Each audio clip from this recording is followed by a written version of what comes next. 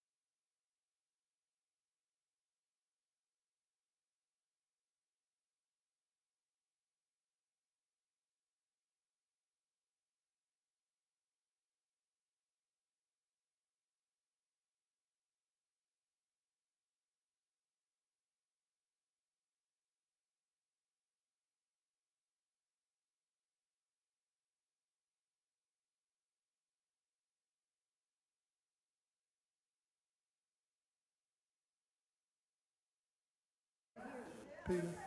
I'm on, okay. John, wait 1 second. Wait, what? Wait 1 second. I'll introduce you, but Oh, all right. people are still coming. It's early morning. Well, welcome. Oh, do I have to? Okay. I don't. People online can't hear you. I need it. Okay. Good morning. I'm sorry, John, to grab this from you, but John Kirkendall will be introducing our speaker today, who's Pat Millen, who's going to be talking about Eliminate the Digital Divide, which is an incredible story. And Pat and his daughter are incredible human beings. And I just want to give a personal plug before that, and that's why I'm grabbing this mic. I have here, and I'll put them up front, and a few more, copies of an article that was printed in News of Davidson just this past week. And this is to celebrate Peter's wife, Shawn Henry. She is an author, a playwright, a short story writer, and Main Street Books is launching her book, Made in Maine, and I'm going to read this. Main Street Books will feature Shawn at a book launch for Made in Maine on Thursday, September 28th at 7 p.m. at the Hurt Hub at Davidson. Admission is free, but tickets are required. You may register online at Main Street Books. There's also a telephone number here if you want to call. The deadline is Tuesday, September 12th. So I looked at that this morning and thought, whoa, that's Tuesday.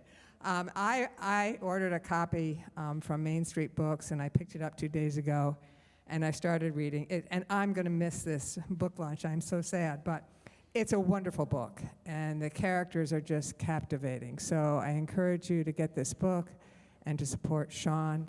And now, welcome to our whole series. Today is Pat Millen. Next week is Connie Wessner talking about the Davidson Housing Coalition, and then Doug Atati. So we have a great lineup for you. John, thank you.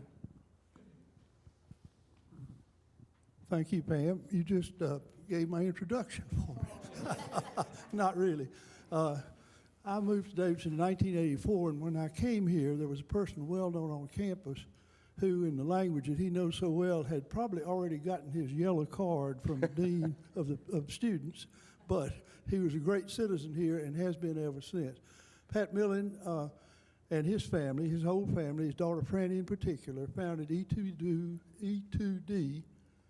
11 years ago now, and it has been a service to this whole community. They have given away some 38,000 computers to students and families in Charlotte who otherwise would not be able to bridge the technology gap. So it's a wonderful thing they've done. Article came out just this last week about Pat and about this enterprise, and it was said in this article that he was the ever-ebullient Pat Millen. So not only do we have E2D, we've got E square as well. So I give you E square Pat Millen. Pat, thanks for coming. Thank you. Can everybody hear me okay? Peter, am I on? You're on. All right, all right. Good morning, everybody. I feel like I know just about everybody in the room, but if I don't know you, my name is Pat Millen, and I am a long-time member of DCPC. My wife and I have actually lived here together since 1990, so 33 years.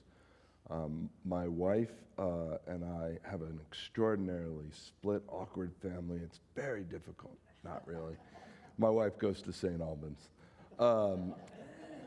And I've been at DCPC forever. I went to DCPC when I was a student at Davidson College.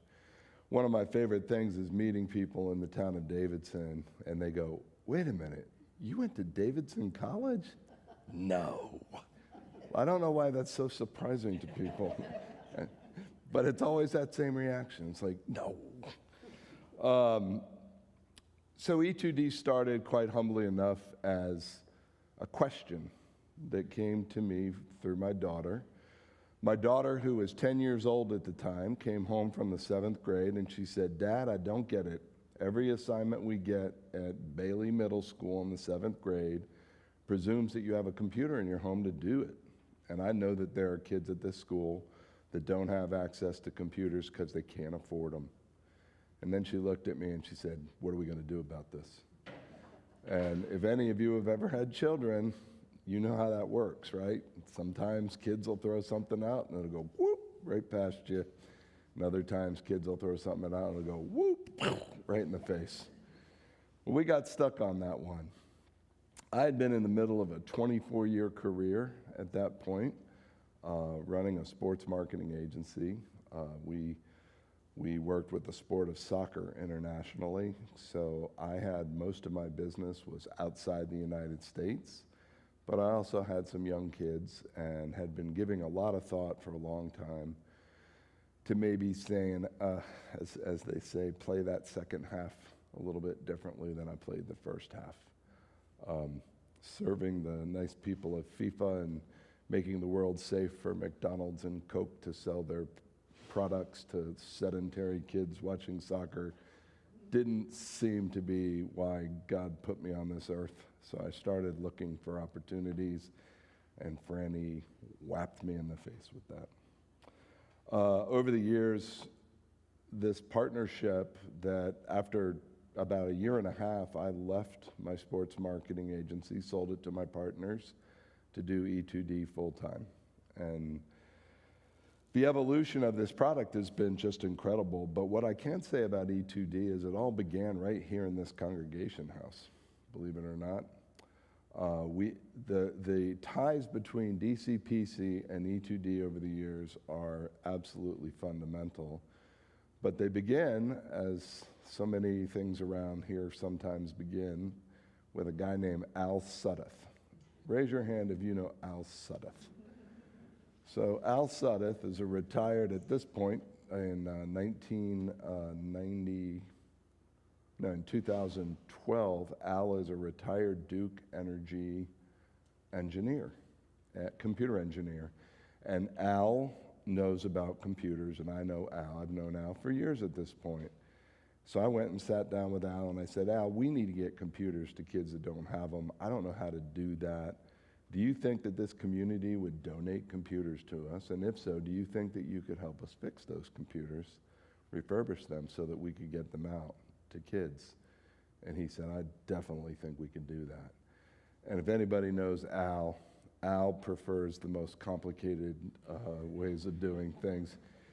While others are playing pickleball or Sudoku, Al is what we call Frankensteining computers. His favorite thing in the world is to take a computer here with a smashed keyboard and one with a smashed monitor and put them together and boom, you got a computer. And Al is so great about that. But the story of E2D and DCPC then goes on many years later to Martha Lyon. Y'all know Martha? Martha has worked for E2D now for about 4 or 5 years. She originally ran a lab that we had on the campus of West Charlotte High School, which is a high school that has 98% poverty. She went down there and she was the self-described little old white lady down in Beatty's Ford Road. And I'm telling you, the relationship that she has with these kids is just incredible. So incredible. The trust is so incredible. But it's also just the town of Davidson. Many of you all will remember Patrick Braxton Andrew, who was our neighbor who lived down the street. Patrick was a Spanish trainer for E2D, was our primary Spanish trainer. He sadly went on a trip to Mexico and was assassinated and never came back. But his legacy at E2D remains as strong as it ever was. Whenever we do programming with Spanish language families, Patrick is there. In fact, a sign of Patrick's called PBA's Academy, which his family and his estate have funded, always goes with us wherever we go. So the impact, again, it all started up here in North Mecklenburg County. As John mentioned, we have gone past the 38,000 device. What started in 2013 on August 24th in this congregation house, we had 8 Davidson College students. We had 16 adults from DCPC and other places that were going in groups of 3 to 54 homes that had been identified by the principal at Davidson Elementary. So 54 families. They were largely Latinx. They mostly spoke Spanish in the homes. And we did, that year in 2013, we did 150 computers for the year, and we were so proud of ourselves. Look what we did, 150 computers. We now have families that are online that can do the most amazing things. Fast forward to today, and we do 150 computers every 4 days. So the scale of this proposition has moved forward. Our internal goal going into this year, knowing that we were coming up on our 10th anniversary, was 10 computers times 365 days. For all the days was 3,650 days of our existence, and we wanted to be able to distribute 36,500 computers to say that we had done 10 a day, every day, since we started. And we blew through that number, so that was really exciting. I'm going to show you some slides. I'm going to show you too many slides, so I'm going to whip through some of them because we just have so many. But we consider our E2D to be set as sort of iterations. So the first iteration is what we call our foundational work, and that was beginning here in the congregation house that first weekend through September of the following year.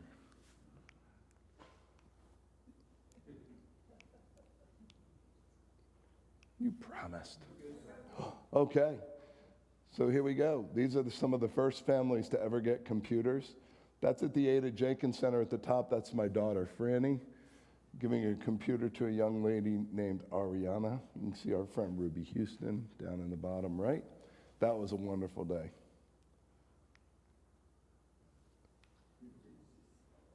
Can you advance that? We're going to do this the old-fashioned way. You just say click. Click. Click. Again, more. You'll see the logo there. The logo says what? It doesn't say E2D, does it? No, it says E3D. Can anybody remember why it was E3D instead of E2D? Well, the third D was the word Davidson's. We were originally known as Eliminate Davidson's Digital Divide, and then we did. So we had to get rid of one of our Ds. Click. You can tell it's been 10 years because on my 50th birthday, you see that Pat Millen is 50 and old. Pat now is about to be 60 and quite a bit older. I've asked Mr. Rayford to let me know if he sees any gray hair come in. Back then it was not gray. But we had a party at Summit and people came out. But again, we're just trying to have impact in the community, just trying to develop. So as the first group of computers that we got in E2D 1.0 was from Lowe's. Lowe's gave us 500 computers, and boy, that made all the difference in the world.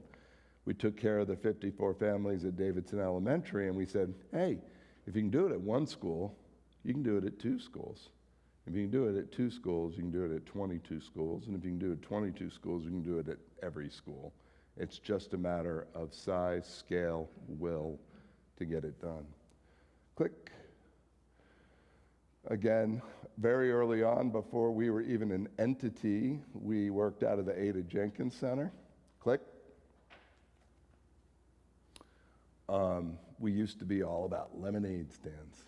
So the way we raised money back when we were young and foolish, we'd have little kids go out and one year they did 150 lemonade stands all throughout Mecklenburg County, and they all brought their bags of quarters and nickels and dimes and the odd $1 bill.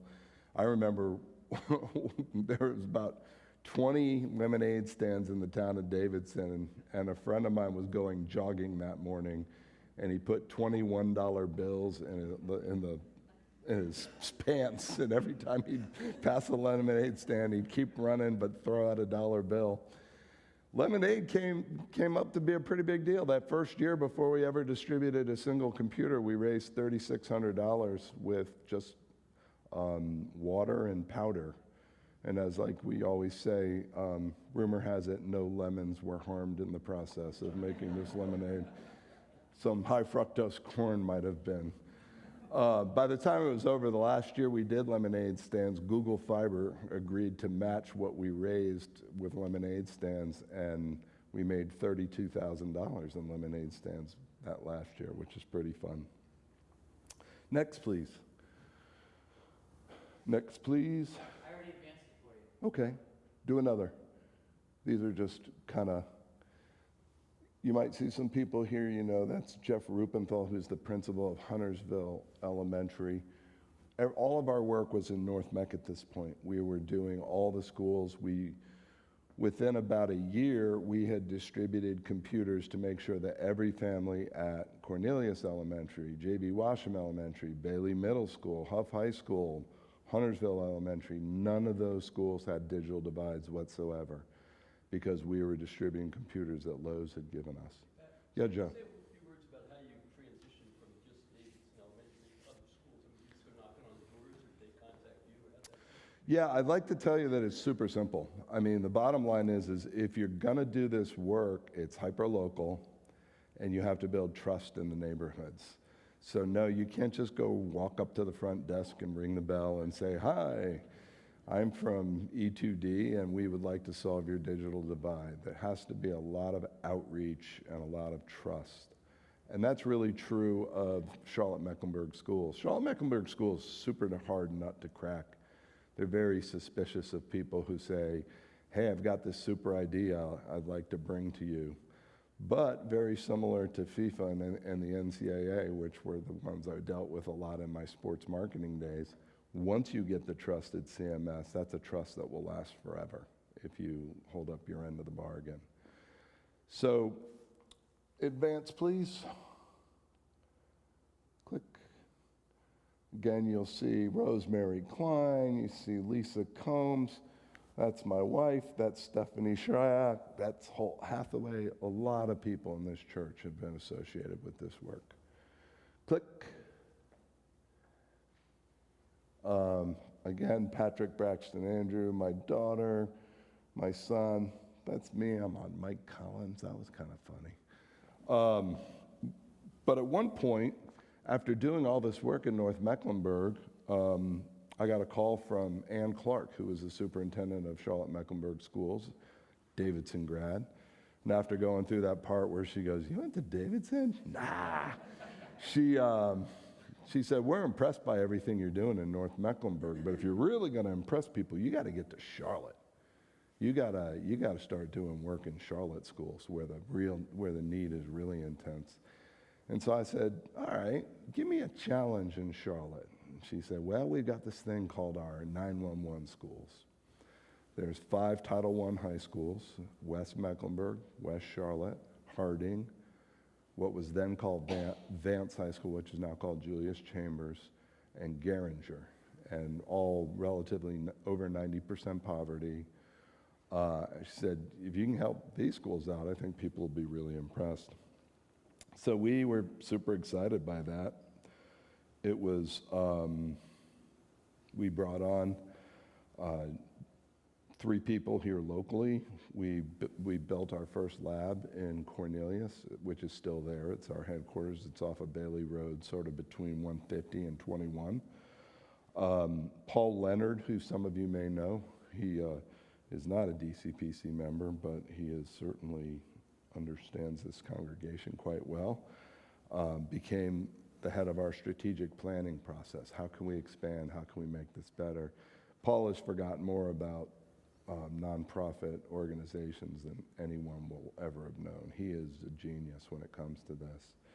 And so we had to contemplate, do we want to become the Habitat for Humanity of digital inclusion? Did we want to have franchises? You know, did we want to do this in El Paso or the Navajo Nation? How's the best way to do this? And what we concluded at the time was, this is hyper-local work. It's not the model, it's the relationships that make this happen. So we decided early on, if anybody wants to know what our model is and know how to do it, we'll show anybody anything. We want people to use our model because our model is the best model.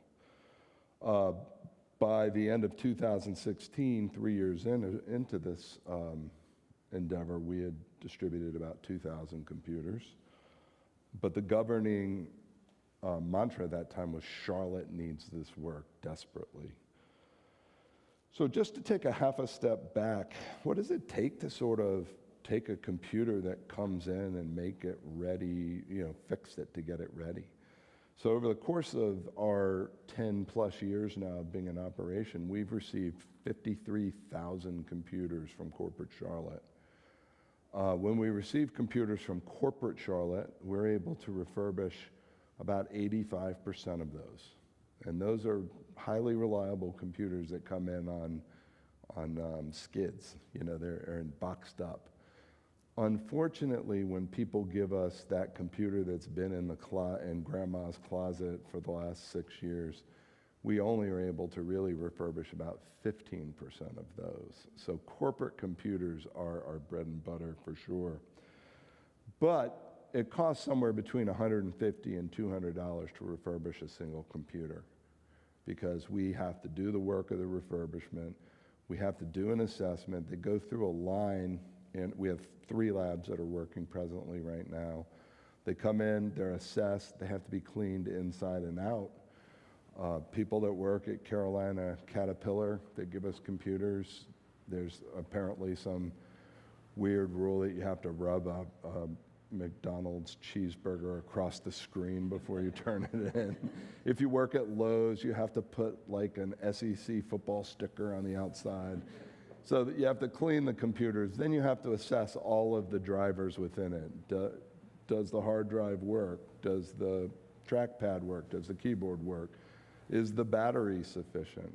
We do not send out computers with batteries that don't have at least 90% of their original functionality. And if they don't, and many don't, we have to go out and buy new batteries. So the cost is about $150 to $200 to refurbish, but the model that Paul Leonard and I came up with early on is that families that get computers from E2D got a little skin in the game. So families pay about $80. They're getting a computer that's worth somewhere between $500 and $1,000 value. These are great computers. These are not just hanging on by a thread. These are really good computers. But that Habitat model seemed to be perfect because they would pay $80 and then we would go out and raise that balance, the other 80 basically. And so that's what we do. The donors subsidize half of the solution and we subsidize half of the solution. Next, please. So we've done 38,000 since we started. Next. That's Ann Clark. Ann Clark gave my daughter Franny the game ball, which is the ultimate award when she was the superintendent. She gave out 1 game ball a year. Next, please. We've won a couple of awards along the years. We don't really celebrate awards too much unless it's for the students that work in our lab. Next. As you can see here, this is when we opened up our lab in Cornelius. You see Michael Dempsey, Al, Jason Radcliffe, you see Margaret Good. That was a long time ago. That was when we opened up our first lab. That lab is now doubled in size. We now have a lab in Charlotte in South End, or we have one in the South End that EY donated to us. It's in a really, really special building that actually Dave Malashewski was the architect for the building. But it's in grade A real estate. They're giving it, I think we get about $100,000 worth of free real estate from Ernst & Young every year that we use there. And then our largest facility is in Avid Exchange at the North Carolina Music Factory, and that's about 7,500 square feet, and that's a big lab. Next, please. So you can see Al in the center there. Al has had his fingers on every computer. Next, please. Next, please. And let me see, I have this PBA standing slide. Yes. So one day, I went to West Charlotte High School, and I was talking to the principal there because we were going to distribute 100 computers to rising seniors at West Charlotte High School that didn't have computers. And the principal's name was Dr. Tamisha Barnes Jones, TBJ, who went to Davidson. And so I said, I went to Davidson. She said, what? And then when we made that connection, I said, you know, I think it would be great if we could open up a computer lab on your campus and hire some of your students to come after school to do this work. She bolted up from her chair. She was so excited. She took me to the back end of their campus and she said, okay, this is your lab. She handed me the keys to one of the trailers in the back, what they call the learning cottages, also known as those cottages that no teacher wants to have assigned as their room. We were thrilled. We were absolutely thrilled. And so we hired our first cohort at West Charlotte. You can see them in the top right. Next, please. We have always considered our students to be the special sauce. So about 2016, we stopped relying entirely on Alvin K. Suddeth and his downstairs lab at his house as our only computer lab. We opened the lab in Cornelius. Back in the old days, I would bring milk cartons of computers. Like, Al, I've got 10. It's like, okay. And I'd go down in the basement and walk around the weed whacker and the lawnmower and bring them over. And then I'd come back a week later and they were done, and then we'd hand them out to people. Now, we were fortunate to have CMS donating space to us. So this is our West Charlotte lab. This is our lab at Garinger High School. What I can tell you is, of these beautiful children that you see here, these are some of the smartest, most talented kids I have ever known. I mean, ever known. What I can tell you without pointing at anybody is at least 6 of the kids in those 2 pictures were at the time homeless. So our labs were open Tuesday, Wednesday, and Thursday after school. So at Thursday at 6 o'clock, I would have to walk up to one of these students and say, okay, are you sorted out for the weekend? Do you have a plan? And one time I came, it was after Christmas. She goes, oh my gosh, I've got the best plan now. I'm like, tell me your plan. She goes, I leave here now Thursday, school's over, I'm out for the week. I go up to the bowling alley about 3 blocks from here up on North Tryon, and I hustle men in pool. And I make about $250 hustling pool, which is just about as much money I need to live in a motel on North Tryon for a week. These kids are unbelievable survivors, are unbelievably smart. We're so proud of these kids. So we hire these kids. They're all from Title I backgrounds themselves. They're from the poorest schools. They're from the most re-segregated schools. So West Charlotte, just as an example, was the picture of integration for the United States at one point. You know, you had C.D. Spangler's daughter leaving Eastover to go to West Charlotte High School, and you had kids on the west side going to Myers Park. And it was a really interesting and awkward but largely functioning plan. And then the lawsuits came later on and said, yeah, you did a good job, fantastic. And then West Charlotte went back to exactly what it was. So there were 1,600 students when we opened up our lab at West Charlotte, 1,600 students, and 9 of the 1,600 identified as white. 9 out of 1,600. And their gym leaks and their Bunsen burners don't fire, and it's just a sad state of affairs. The good news is they have subsequently built a new school at West Charlotte, and it is probably currently right now the best school in the entire district. But these kids who we hired in the first cohort, we interviewed 100 kids and we got our first group, and they're all now long beyond E2D. This was back in 2016. Tejan, boy in the back, graduated from UNC. He was the salutatorian at West Charlotte High School. I'll tell you this story just out of circle. He was making his salutatorian speech, and his dad was in the back of the room, just kind of came into the back of his rooms. Dad, highly addicted. Dad started screaming and making a tremendous noise about, that's my boy, that's my boy. His dad was stoned. And Tejan looked at his dad warmly and said, come on up, Dad, come on up here. And he went and he brought his dad up on stage to hear his salutatorian speech, sat him in a chair and said, "This is my dad and I love him." And then he gave his salutatorian speech. I've never cried.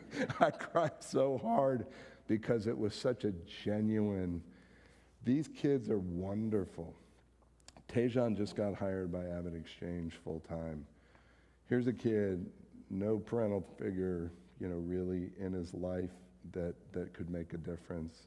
We hire these kids, we train these kids, we compensate these kids. They start at more than 2 times minimum wage. Many of them, by the time they leave us, are making $20, $25 an hour working for us. Trishea, finishing her last semester in North Carolina A&T. Kalijah, she's a quality control manager with a photography group in Trenton. Anitra Griffin, homeless, graduated from UNC Asheville. She's now a cyber engineer at Wells Fargo.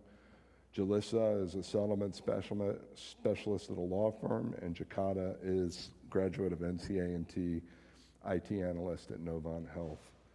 Every one of these kids is geniuses. We have, right at this minute, we have 8 kids at Chapel Hill, 5 kids at NC State, including the Goodnight Scholar, who's the #1 scholar at NC State, bunch at UNC Charlotte, bunch at CPCC, bunch at NCA&T. We got 2 at Duke, 2 at Caltech, and now we have our first kid at Princeton who sent us a note saying, "I'm really sorry, I've got to finish the summer early. I just made my final decision to turn down my full scholarship to Duke and my full scholarship to Harvard, but I have taken the full scholarship to Princeton." These kids are unbelievable. We're getting ready to hire a cohort. We have over 300 people on the list to be interviewed to hire 12 kids. You can imagine, these kids are outrageous. They're so qualified. Next. More lemonade. Next. That middle photo, you can't really tell, but that's actually Sagona Presbyterian Church. Al is our great volunteer. Al will not take any money whatsoever, but he will take computers to Kenya with him. We also say Al works for food, because about once a quarter we give him a gift certificate for $200 to eat at Kindred. Again, that's my favorite cohort from West Charlotte over there. Next. This is the opening of the first lab in West Charlotte. If you've ever been in one of those dingy trailers, they don't have Bermuda blinds, they don't have wood floors, they don't have really weird looking yellow couches and fake ficuses. That was courtesy of Google Fiber. We first got it, and the head of Google Fiber came up to me and said, "Are y'all going on spring break next week?" I said, yeah. She said, "Would you have a problem if you left the key to your lab with us?" I'm sitting there going, that doesn't sound like a bad idea.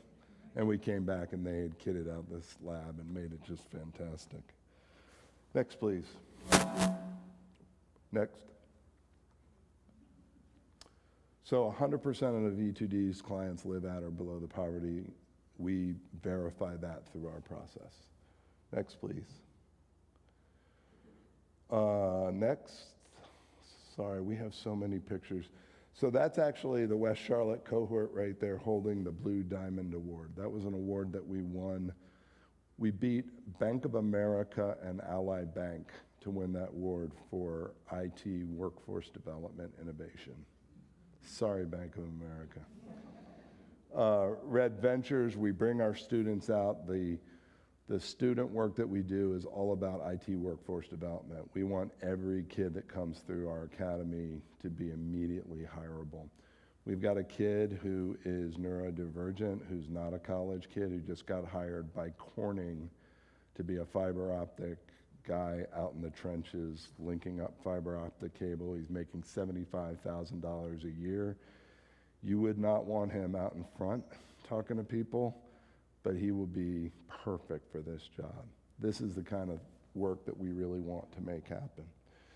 This is where you see out here, this is the kitchen at South Mecklenburg High Schools. And you got pipes coming out of the floor. It's the most dangerous place in the world. We turned it into a beautiful lab.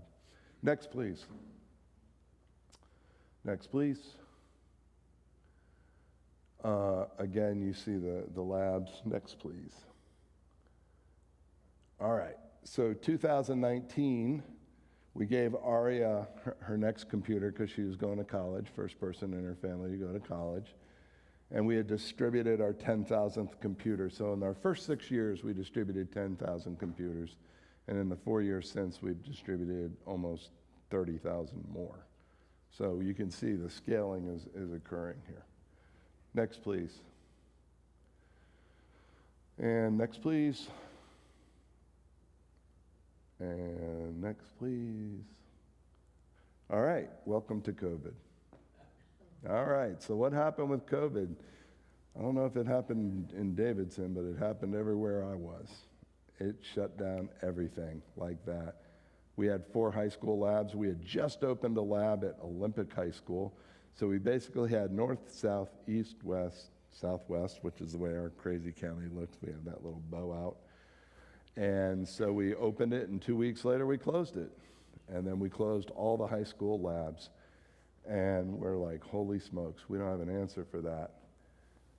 That same yellow couch that was at West Charlotte High School, the people across the street from Avid Exchange down at the North Carolina Music Factory gave us this little piece of property, and we called it the Cave. And we built a lab in the cave, and you can see us, we're all appropriately distanced and masked and gloved. When we first went in there, we actually wore hazmat suits because we didn't know how it worked. We literally didn't know. But you can see us, we're doing meetings, in lieu of being able to be together, we're having meetings for workforce development on Zoom because we just want to keep this thing moving.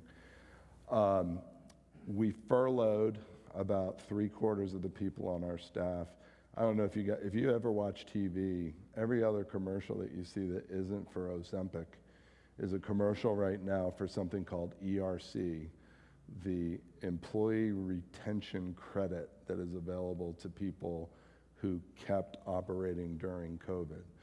We got a PPP loan from the government that was a non-repayable loan to help pay our students. What we decided to do, given how critically important this money was to the students, this wasn't money that they were making money that was feeding their families. I mean, it was really important. So we said, okay, we're going to pay these kids until we can figure out how to get them back on the payroll. We're going to furlough them, but we're going to pay them the exact amount of money they made, in ratio over the previous 3 months. Even we're going to ask them not to come to work, but we're going to continue to pay them.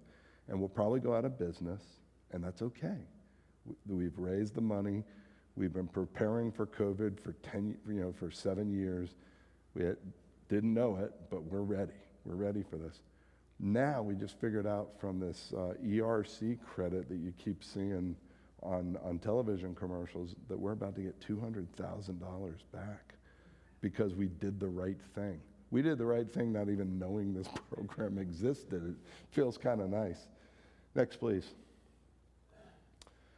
During COVID, my daughter Franny, who was a junior at Kenyon College, had to come home because Kenyon closed and everything was remote. And she and I would get in my car on Thursday, and we would drive all around Mecklenburg County, and we'd deliver about 75 computers every Thursday. We would start in Monroe, just south of Mecklenburg County, and we'd zip back and forth all the way up to back home, and we would bring computers door to door, and we would put the computer on the doorstep, press the button, take 10 steps back, talk to the family, do the transaction, and you just look back at it and go, I'm so glad we did that. I'm so glad we did that. Next, please. We then got more creative.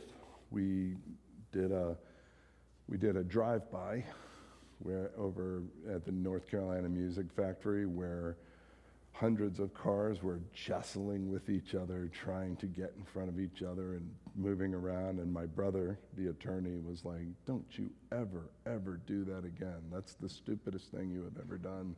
The liability of having cars trying to beat each other into lines. But again, we're making all this up as we go along, like everybody else. Next, please. This picture I love because that's all DCPC people there. Peter, you may be in that picture. This was when we were building out our lab at Avid Exchange. We had this cave here that then became the cave, but then they gave us this huge space to the next of it, and a bunch of DCPC people came with their masks on and helped us close down all the labs on the campuses, pick up all that equipment, and move it into this space. And that lab is, to this day, rocking and rolling. Next, please. So over the years, we've had 200 lab techs that we've hired that have gone on to great things. Next.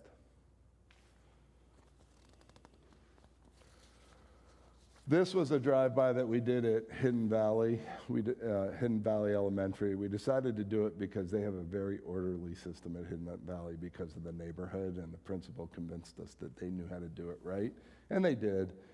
I love this picture of this cute little girl. This little girl is a kindergartner who had been interacting for 2 months with her new kindergarten teacher, but had never seen her except two-dimensionally on a Zoom screen.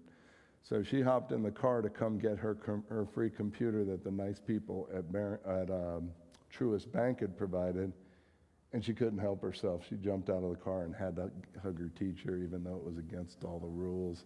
And the teacher and the little kid were just as happy as they could possibly be. It's the first time they were ever physically next to each other. Yeah. Seeing your little flyer up there, I have a question about how these people that buy a computer from you have connectivity Mm-hmm. to that computer. That's a great question. Can you repeat the question? Yeah, so the three-legged stool, as they call it, you have to have a computer, you have to have digital broadband, and you have to know what you're doing. It's called digital skilling. And if you're missing one of those three, you're still digitally divided. So actually having access to low-cost digital in your house has been a really tricky problem over the years. Up here, it hasn't been so bad, because when we had our municipal carrier, My Connection, we just went to them and said, nobody likes you guys. Do the right thing. We'll speak your praises, but you're like one of the least trusted brands in the world. Let E2D say nice things about you, but give our people access for $14 a month. And that's what they did. And John Woods was actually very helpful in negotiating that.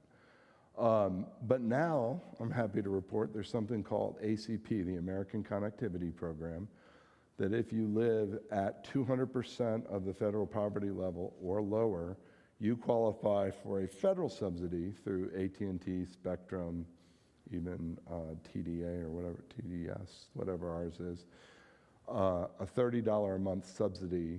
But those companies have lowered the cost of their product for lower income families to $30.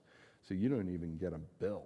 That money goes directly to Spectrum or to AT&T, and it's fast internet. It's not, back in the old days, they used to give you really slow internet, and after a certain amount, they'd cap it and make it really, really slow. None of that. None of that junk anymore. So skilling is still a big part of it. What can you do with your computer?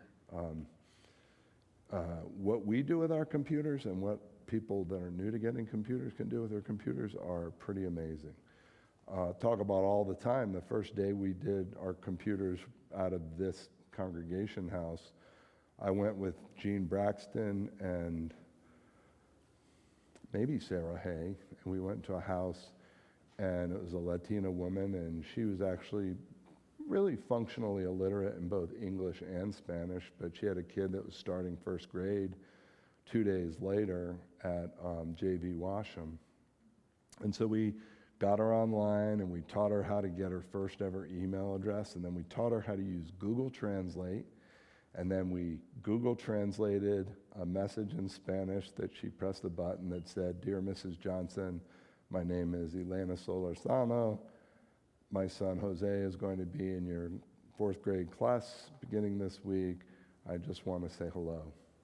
And then we pressed the button and it went ping, and we all just got very misty-eyed because we had just seen the greatest miracle in the history of miracles as it related to text. And it remained that for about 2.5 minutes. That was the greatest miracle we had ever seen, until all of a sudden we heard a ding, and Mrs. Johnson had reversed the process and sent an email back to Elena saying, "Soy Mrs. Johnson, bienvenido a JV Wash."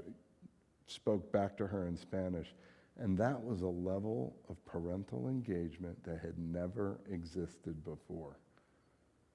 And that's why when we talk about a single computer has the potential to change the world, we're not kidding around. This is true. People are using computers to really create prosperity in their lives that never before was possible. Next, please. This is our lab at Avid Exchange at the North Carolina Music Factory. It's spread out. It's huge. We can fit 30 kids in there. Next, please. Again, these two pictures on the left, this is our lab. This is where Martha's a supervisor. Martha's our senior supervisor at this lab. Next, please. Next, please. I don't like that picture. That was me. That was me plus 335 pounds. I really don't like that picture. So one of the cool things about COVID was in 2021, how are we doing on time? Okay. 2021, Bank of America looked around their closets and said, "Hey, we've got 10,000 computers that we don't want anymore that are brand new in the box that we bought them and our people didn't like them. Pat, could you use them?" I'm like, yes, we could. Keith Cockrell, the president of Bank of America, said, "Okay, I'm going to give you these computers. You're going to get them on June 18th. They brought them all to Avid, our Avid lab. They said, "The only thing is you have to have them out by August 20th. So we had to receive 10,000 computers, unbox 10,000 computers, barcode them, put them in our system, and then figure out where we're going to distribute them to CMS schools. We picked 65 schools within CMS and distributed all 10,000 computers in the course of 2 months. And it was crazy. We all worked 16 to 20-hour days. We had 50 people working 16 and 20-hour days to be able to accommodate that. And then I had a nervous breakdown. Yes? You have to load CMS and software on too, right? We don't have to. We do. We have a standard image that we put on our computers. It should be said, we don't just do computers for student families anymore. And the reason why is when we started, there were 65,000 families in Mecklenburg County that didn't have computers in them, 65,000 households, and that number's now down to probably 15. So we're kind of cleaning up Mecklenburg County. There's never going to not be a digital divide, but we've really knocked a big punch in it. Let's see what we got left here, Peter. That's our friend Natasha. You may know Natasha. The lab right there on the bottom left, that's our EY lab at Ernst & Young in South End. We call that our bougie lab. As you can see, our kids are like the United Nations. The families that we serve are 92% people of color. 45% are black, 35% are Latinx, 12% are Asian, 8% are white. The kids that work in our lab, that we hire to work in our lab, approximate those same percentages. We intentionally want to hire students for whom the work of their hands will go directly back into the communities that they live. These kids are all geniuses. You could literally pick any one and I could tell you why they're outrageously successful. Next slide. Next slide. This is just us doing what we do. Next slide. That's our Mecklenburg County congressional delegation, or most of them. That's us on the field at Charlotte FC. Honeywell made an announcement. Honeywell's giving us 13,000 computers over the next 3 years. We just got 2 of our white whales. So during COVID, we went back to a bunch of companies that I've been pitching since 2013 and said, you're always no. You always say you can't give us computers. This is COVID. You need to just check again. Don't give us all your computers. Give us some of your computers. And during COVID, we got 9 companies who had previously been hard-nosed to say yes. But the two that we've gotten within the last month that excite me to no end is we just got Duke Energy, who for 9 consecutive years said they could not get us computers. They've committed $5,000 a year for the next 3 years. And Wells Fargo. And it's amazing. My former classmate, Mary McTabb, no, we can't do it. Elizabeth Warren's going to wake up tomorrow and beat us up again. I can't be distracted by giving you our computers. We're now getting 3,600 computers a year from Wells Fargo going forward. So this is, where do we go from here? Next slide. This is us. We're doing a lot of work on affordable housing. Next slide. And next slide. And last slide. Nope, one more. You've seen that slide. So where does E2D go from here? Well, again, we've had a lot of unsung heroes, the corporations that have donated computers to us, the ones that haven't, but still give us funding.